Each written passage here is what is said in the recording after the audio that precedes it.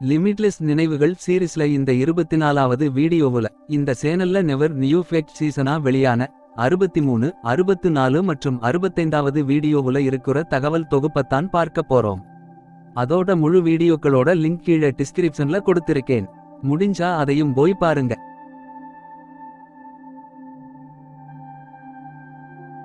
நம்ம ஒவ்வொருவரும் நம்ம வாழ்நாள்ல ஒவ்வொரு நாளைக்கும் சராசரியா 13% அளவுக்கான நேரத்தை வீணாக செலவழிக்கிறோம். அப்படி இல்லைனா வெறுமையா ஃபீல் பண்றோம்.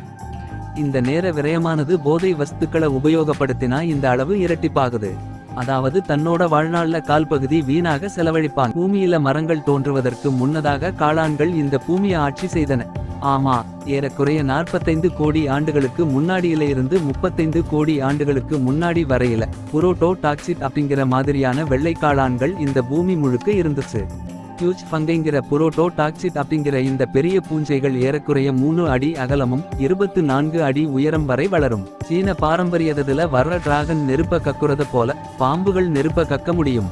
பாம்பு இரைய விழுங்கி அதை வயிற்றுக்குள்ள செரிமானமாக்கும் போது ஒரு நிலையில அந்த விலங்கு அழுகி அதிகப்படியான மீத்தேன் மற்றும் ஹைட்ரஜன் வாயுவை உருவாக்கும்.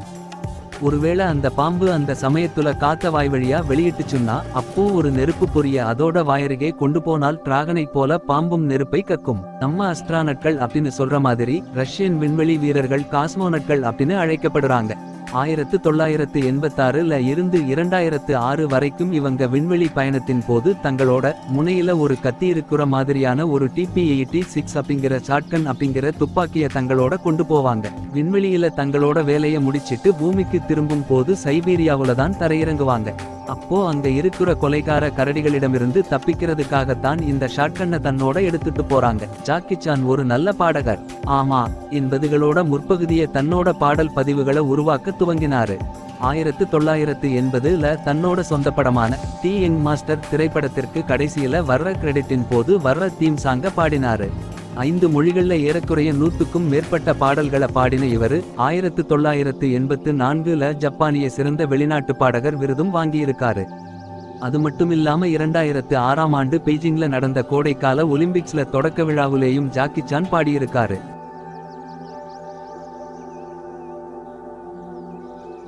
ஒரு வருஷத்துல சுறாக்கள் கிட்ட கடி வாங்கினவங்களை விட மனுஷங்க கிட்ட கடி வாங்கினவங்க அதிகம். நம்ப முடியுதா? கிளீவ்லண்ட் கிளினிக் அப்படிங்கிற ஒரு அமைப்போட ஒரு ஆய்வுல ஒவ்வொரு ஆண்டுலேயும் மனிதனால கடிக்கப்படுற மக்களோட எண்ணிக்கை கிட்டத்தட்ட 2.5 லட்சம் பேரு. சொல்லப்போனா ஒரு ஆண்டுக்கு சராசரியா சுறாக்களோட கடிபட்டவங்களோட எண்ணிக்கையை விட ஏறக்குறைய 3500 மடங்கு அதிகம். நாய்கள் என் குறைச்சாலும் நம்மால புரிஞ்சிக்க முடியாது. ஆனா இந்த உலகத்துல பல நாடுகள்ல இருக்கிறவங்க தங்களோட வீடுகள்ல நாய்கள் தங்களோட பெட்டா வளர்க்கிறாங்க. பல மொழிகள்ல பேசினாலும் அந்த நாய்கள் பயிற்சியினால மனுஷங்களை சொல்றத புரிஞ்சுக்கிட்டு நடக்குது. இதுக்கு முக்கிய காரணம் என்னன்னா, ஒரு நாய் ஏறக்குறைய 160 முதல் 250 வார்த்தைகள் அல்லது சைகைகளை அதோட வாழ்நாட்கள்ல கத்துக்க முடியும். ஒரு பசுவினால ஹவானாவுக்கும் வாஷிங்டனுக்கும் ஒரு பெரிய கலவரமே உருவாயிருக்கும். ஆமா, 1960ஆம் ஆண்டு அமெரிக்கா தோர் அப்லஸ்டார் அப்படிங்கிற ஒரு நேவிகேஷன் சாட்டிலைட் அப்படிங்கிற கப்பற்படைக்கு வழிகாட்டும் செயற்கைக்கோள் ஒன்ன உருவாக்கி விண்ணில ஏவியது. இது விண்ணில ஏவிய சில வினாடிகள்லேயே செயலிழந்த காரணத்தால விஞ்ஞானிகள் இந்த செயற்கைக்கோள் செல்ஃப் டிஸ்ட்ராக்ஷன் பட்டனை, அதாவது தானாக செயலிழக்கும் பொத்தானை அழுத்தி குவாண்டனாமோ விரிகுடாவுல விழச்செஞ்சாங்க. இதுல சில பகுதிகள் இந்த விரிகுடாவுக்கு அருகில இருக்கிறதால கியூபாவை சேர்ந்த ஒரு விவசாய நிலத்துல இந்த விண்கலத்தோட சிதறல்கள் விழுந்துச்சு. அப்படி விழுந்தபோது அங்க மேய்ஞ்சிட்டிருந்த ஒரு ரூவினா அப்படிங்கிற பசு மீது மோதிச்சு. இந்த விபத்துல இந்த பசு உயிரிழந்தது. அன்னைக்கு ஏற்கனவே பதற்றமாக இருந்த ஹவானா மற்றும் கியூபாவுல இந்த சம்பவம் மேலும் பதற்றத்தை ஏற்படுத்திச்சு. யாங்கி ஆக்கிரமிக்கும் இது இன்னுமொரு சான்று அப்படின்னு ஃபிடல் காஸ்ட்ரோ ஐக்கிய நாடுகள் சபையில புகார் செஞ்சாரு. மாணவர்கள் உட்பட பலரும் போராட்டத்துல ஈடுபட்டனர். இந்த போராட்டத்துல பசுக்களுக்கு மேல ஐஸ்னோபர், நீங்கள் என் சகோதரிய கொன்றுவிட்டீர்கள் அப்படின்னு எழுதப்பட்ட பதாகைகளை போத்தி போராட்டத்தை நடத்தினாங்க. அது மட்டும் இல்லாம பசுக்கள் இருந்தாலும் இல்லாவிட்டாலும் புரட்சி வெல்லும் அப்படிங்கிற கோஷம் மிகப்பெரிய அளவுல முழங்கப்பட்டுச்சு. இந்த பசுவுக்கு இழப்பீடாக கியூபாவுக்கு $2 மில்லியன் வழங்கப்பட்டதாகவும் பசுவுக்கு இறுதி சடங்கு பிரபலமாக நடத்தப்பட்டதாகவும் சொல்லப்படுது. இன்னைக்கு உலகளவுல பிரபலமான உணவாய் இருக்கிற ஃப்ரைடு சிக்கன் அப்படிங்கிறது ஸ்காட்லாந்துல உருவானது. பிற்காலங்கள்ல தென் அமெரிக்காவுக்கு குடிபெயர்ந்த இந்த ஸ்காட்லாந்தியன்ஸ் இந்த உணவு அமெரிக்காவிலேயும் பிரபலப்படுத்தினாங்க. அவகேடோ மரத்துல பழுக்காது. கலிபோர்னியாவுல பிரதானமா வளர்க்கப்படுற இந்த அவகேடோ மரங்கள்ல கிட்டத்தட்ட 900 வகைகள் இருக்குது. இதுல பெரும்பான்மையா கிட்டத்தட்ட எல்லா வகை அவகேடோக்களும் மரத்துல பழுக்கிறதில்ல. மட்டுமில்லாம மரத்தோட இணைஞ்சிருக்கிற வரைக்கும் அதுக்குள்ள ஒரு வகையான எண்ணெய் சேர்த்திட்டே இருக்கும். இதனாலேயும் இது பழுக்குறது தாமதமாகுது. அதனால பொதுவாகவே இந்த அவகேடோவை பழுக்குறதுக்கு முன்னாடியே மரத்துல இருந்து பறிச்சு பழுக்க வைக்கிறாங்க.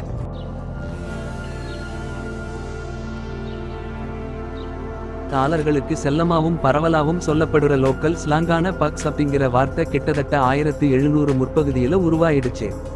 இதுக்கு காரணம் என்னன்னா 1700கள்ல ஆண்மான் அல்லது பக்ஸ் அப்படிங்கிற ஒரு வகையான மான் வணிகத்தினாலே இந்த பக்ஸ் அப்படிங்கிற பேர் வந்துச்சுன்னு கருதப்படுது. ரஷ்யாவுல 2011 வரைக்கும் பீர் அப்படிங்கிறது ஒரு சாஃப்ட் ட்ரிங்க்ஸ்ங்கிற குளிர்பானமாத்தான் இருந்திருக்குது.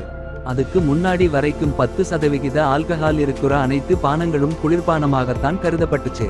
2011ல ரஷ்ய ஜனாதிபதியான டிமிட்ரி மெத்வதேவ் அவர்கள் பீர் அப்படிங்கிறது ஒரு மதுபானம் வகையைச் சேர்ந்தது அப்படிங்கிற மசோதாவுல கையெழுத்திட்டாரு. இதன் பிறகுதான் ரஷ்யாவுல பீர் அப்படிங்கிறது மதுபானமா வகைப்படுத்தப்பட்டது. இந்த உலகத்துல இதுவரைக்கு வகைப்படுத்தப்பட்ட பாலூட்டிகள் அப்படிங்கிறதுல ஏறக்குறைய 20% இனங்கள் வவ்வால்கள் தான். ஆமா, ஏறக்குறைய 1400 வகையான வவ்வால்கள் இந்த பாலூட்டிகள் அப்படிங்கிறது பெரும்பான்மையா இருக்குது. இந்த வவ்வால்கள்லேயும் பெரும்பாலும் பழங்களை சாப்பிடுற பழ வவ்வால்களை மெகா பேட்கள் அப்படின்னும் மற்றவை வவ்வால்களை எக்கோ லோகேட்டிங் பேட் அப்படிங்கிற எதிரொலிக்கும் வவ்வால்களை மைக்ரோ பேட்கள் அப்படின்னும் 2 வகையா பிரிக்கிறாங்க. இந்த உலகத்திலேயே மிகச்சிறிய பாலூட்டியான பம்பல்பி பேட் அப்படிங்கிற வவ்வால்கள் முதல் ஏறக்குறைய 6 அடி வரைக்கும் வளர்ற giant golden crowned flying fox bat அப்படிங்கிற வவ்வால்கள் வரையில் இந்த வவ்வால் இனத்துல இருக்குது. கிட்டத்தட்ட 4 கோடி ஆண்டுகளுக்கு முன்னாடி வாழ்ந்த பெண்குயின்கள்ல ஒரு வகை ஏறக்குறைய 6 அடி உயரம் வரை வளரக்கூடியதா இருந்துச்சு. 3.7 அதாவது கிட்டத்தட்ட 4 கோடி ஆண்டுகளுக்கு முந்தைய காலத்தைச் சேர்ந்த கொலோசஸ் பென்குயின் அப்படிங்கிற ஒரு வகை பென்குயின்களோட புதைப்பிடிவம் அண்டார்டிகாவுல இருக்கிற சீமோர் தீவுல கண்டுபிடிச்சிருக்காங்க. இந்த பென்குயின் ஏறக்குறைய 1135 கிலோ எடையோடவும் 6 அடி 8 அங்குலம் உயரத்தோடவும் இருக்குது.